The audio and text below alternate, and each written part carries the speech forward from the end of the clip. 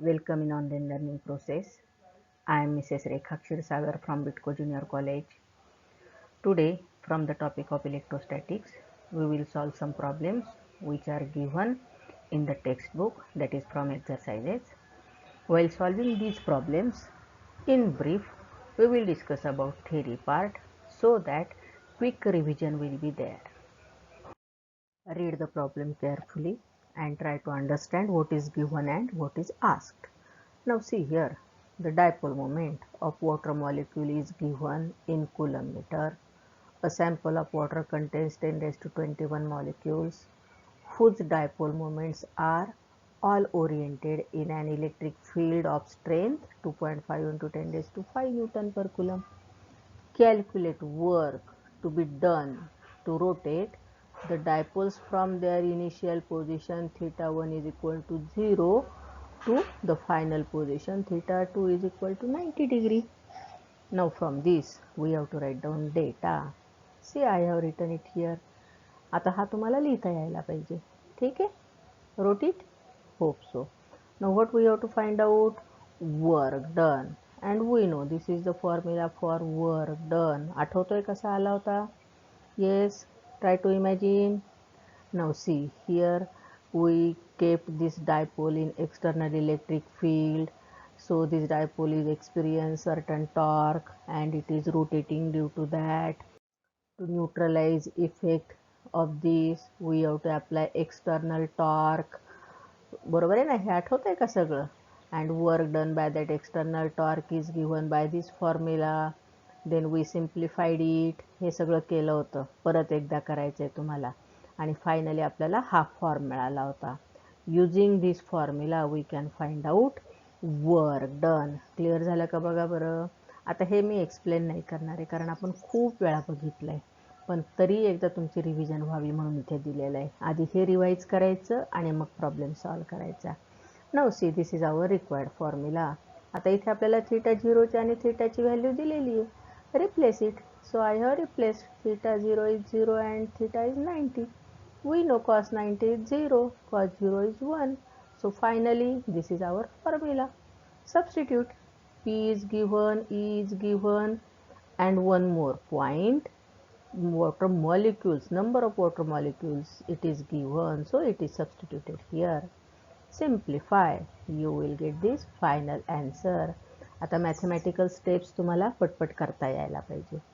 Multiplication, division हे सगळं आता शिकवण्याची गरज नाही आहे असं मला वाटतंय. तुम्ही ते पटपट पटपट कराल. A charge 6 microcoulomb is placed at the origin and another charge -5 microcoulomb is placed on the axis at a position A 0,6 meter. First, calculate total electric potential at point P whose coordinates are 8, 0 and B. Calculate work done to bring proton from infinity to the point P. What is significance of the negative sign? Now first we have to write down given data. I have written it here. Q1, one point here, this Q1 or Q2 it is given in microcoulomb. By multiplying 10 raised to -6 we have to convert it in coulomb. So Q1 and Q2 these are in coulomb. R1 is given, that is distance of P from Q1 it is given here. डायग्रामावरून आपल्याला clear होईल. At origin Q1 is kept, then at 8, 0 याचा अर्थ काय, it is on x axis, point P is there, and on y axis 0, 6 that is on y axis Q2 is there. So distance between Q2 and point P is R2. Distance between P and Q1 is R1. From figure we have this idea. आता आपल्याला काय करायचं आहे बघा. First we have to find out potential at point P. या पॉईंटला potential कोणामुळे, due to this charge as well as this charge. कसा काढणार सांगा, कोणता फॉर्म्युला वापरणार, शिकलोय का आपण, बघितलंय, मला वाटतं नक्की आठवतंय. येस, चला सांगा. इमॅजिन दिस डायग्राम बघितलं होतं का हे. At this particular point P due to this number of charges the potential is measured and it is determined by one formula. आठवतोय का हे सिच्युएशन. इथे हा पॉईंट P आहे, या Q2 मुळे आणि Q1 मुळे किती पोटेन्शियल आहे ते काढायचं. इकडे फक्त राईट हँड साईडला दिले चार्जेस, इकडे लेफ्ट हँड साईडला, तेवढाच फरक आहे. बरोबर आहे की नाही? मग चला काय करावं लागेल आपल्याला, कोणता फॉर्म्युला आहे, R1 दिलेला आहे, R2 दिला आहे का पण नाही दिलेला, म्हणजे आधी आपल्याला R2 काढावं लागणार आहे. Yes or no, we have to find out this R2, that is distance of P from Q2. R2 distance, how to find out this? 8, 0, it indicates this R1 distance is 8, then 0, 6, these coordinates indicate this distance is 6. We have to find out this R2. So by Pythagoras we can find out it like this, and this is the final value of R2 distance. This is our point P. Now we can find out electric potential at this point P. Tell me what is the formula. Actually I have written it here. आठवायची गरज नाही कारण तो समोर आहे. ठीक आहे. आणखी एक गोष्ट, this is about theory part, but mind well here when you will solve some problems at the time of exam. The drawing of diagrams or theory part, it is not necessary. theory part लिहायचा नाही, diagrams draw करायचा नाही. Directly given data, formula, substitution, simplification and final answer with proper unit. एवढ्याच गोष्टी अपेक्षित आहे. हे फक्त तुम्हाला समजावं, पटकन आठवावं, क्विक रिव्हिजन व्हावी म्हणून दाखवलेलं आहे. लक्षात आलं? मग चला आता फॉर्म्युला आहे तुमच्यासमोर. Even you can find out by this method also. Total potential is V1 plus V2. V1 is potential at this point due to this charge. V2 is potential at the same point due to this charge. किंवा direct formula पण लिहा. दिस is our final formula. या फॉर्म्युल्यावरून आपण तो लिहू शकतो. पुढची गोष्ट अगदी सोपी आहे. चला 1/4πε0 ची व्हॅल्यू माहिती आहे. 9 × 10⁻² किती? 9. Q1, R1, Q2, R2, it is given. Replace it, simplify it, you will get final answer. 10⁻⁶ you have to take common. Do this and final answer is like this. आता हे यायलाच पाहिजे आणि होप सो येतच असणार आहे.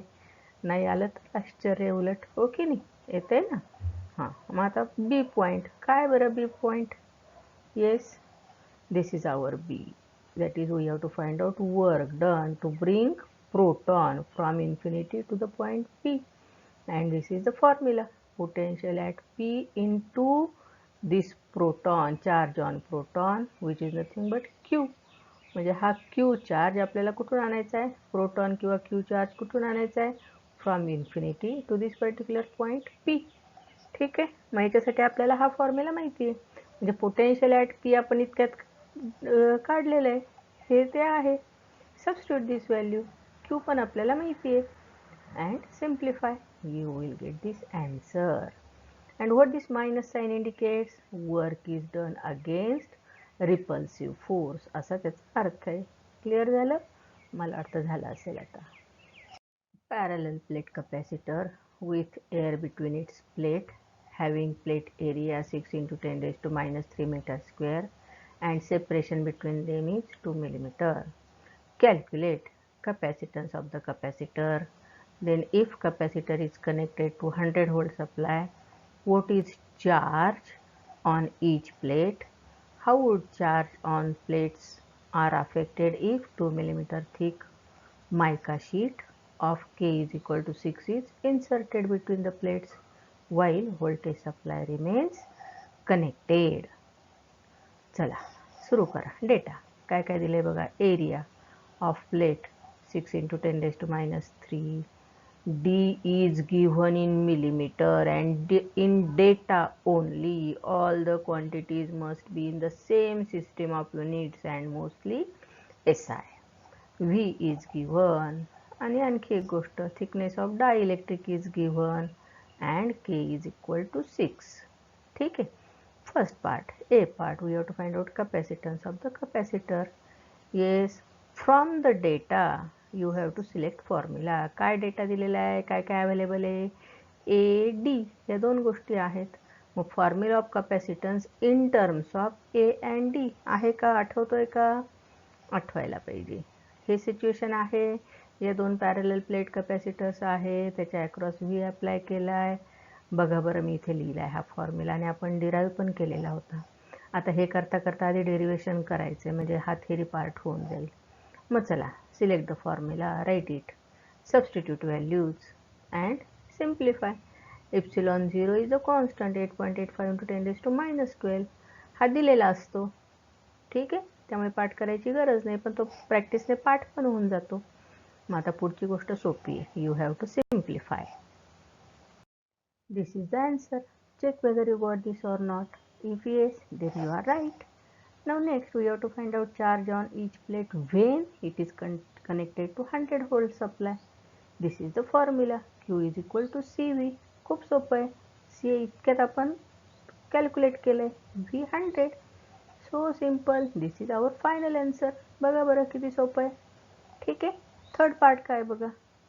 To find charge on the plates when 2 millimeter thick mica sheet of K is equal to 6 is inserted between the plates. याचाच अर्थ काय? Here that dielectric is inserted and thickness of the dielectric and separation between the plates दोन्ही सारखंच आहे 2 mm 2 mm आणि K ची value किती आहे? 6 आहे. मग जेव्हा आपण डायइलेक्ट्रिक इन्सर्ट करतो तेव्हा काय कशावर परिणाम होतो बरं? बघितलंय आपण. कपॅसिटन्स बदलतो. किती होतो तो माहिती आहे का? आठवतो? बघा, Q dash charge is nothing but C D into V. C D म्हणजे काय? Capacitance when dielectric is inserted. आणि हा जो कपॅसिटन्स आहे हा के टाइम्स सी होतो, हे पण आपण बघितलं आहे. त्यामुळे मी इथे लिहिलं. मग आपण रिअरेंज करू. सी इंटू व्हीला आपण काय म्हणूया? क्यू म्हणूया या फॉर्म्युल्याने. Yes or no? This is one way to simplify. You can simplify in another way also. तुम्ही दुसऱ्याही पद्धतीने करू शकता. Any correct method should be given full credit, no problem. मग चला सबस्टिट्यूट करा. काय केलं आपण? सी आपल्याकडे आहेच आहे, ही व्हॅल्यू, त्याला फक्त केने मल्टिप्लाय करा आणि बघा फायनल आन्सर हे येतं आहे की नाही. हां, होप सो येत असेल. आणि ही 100 व्होल्ट सप्लाय जेव्हा आपण कनेक्ट केला तेव्हा हे सिच्युएशन असणार आहे. पुन्हा सांगते, at the time of exam diagram वगैरे ड्रॉ करायच्या नाही. ते फक्त तुम्हाला समजावं, पिक्चोरियल फॉर्म डोळ्यापुढे यावा आणि याच्याशी रिलेटेड थेअरी पण तुम्ही साईड बाय साईड करावी म्हणून दाखवलेलं आहे. Find the equivalence capacitance between P and Q given. Area of each plate is A and separation between the plates is D. This is the situation. Distance between these two plates is D. म्हणजे half the distance is D by 2. This is also D by 2. Area, total area is A. That's why this much area is A by 2, or here also it is A by 2. From diagram, distances and areas are clear. Yes or no? आता बघा arrangement कशी बघा बरं. कुठे series आहे, कुठे parallel आहे, आपण घेतलंय हे सगळं. This K2 and K3, these are arranged in series, and then this series combination is arranged in parallel with this.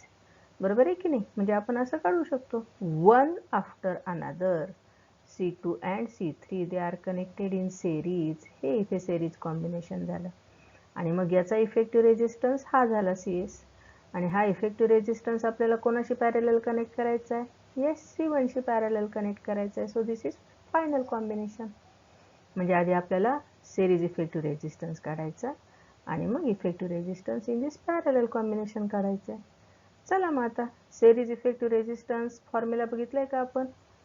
मला वाटतं बघितला आहे आणि खूप डिटेलमध्ये बघितलं आहे. बघा बरं, हा तो फॉर्म्युला आहे, बरोबर आहे. मग C2 किंवा C3 दिलं आहे का? नाही दिलेलं. मग स्टँडर्ड फॉर्म वापरायचा, ए एप्सिलॉन 0 बाय डी या फॉर्म्युल्याने. मग ए किती घ्यायचा?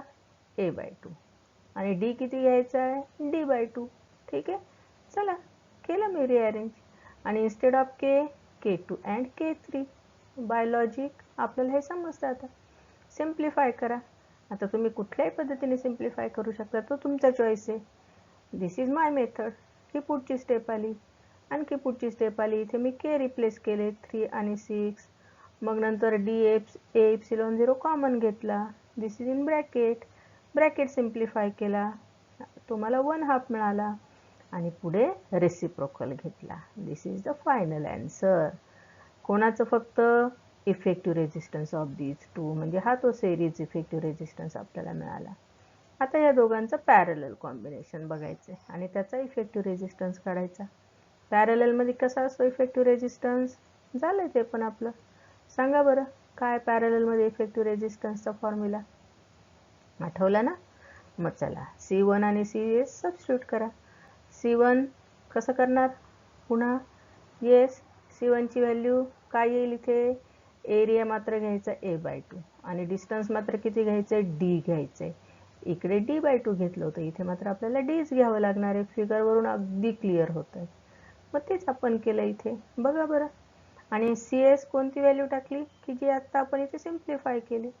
करा रिअरेंज आणि finally see whether this is the answer or not. Check it yourself. Clear? Second part of this is the arrangement. 3 dielectric slabs are given. K is different and they are arranged one after another.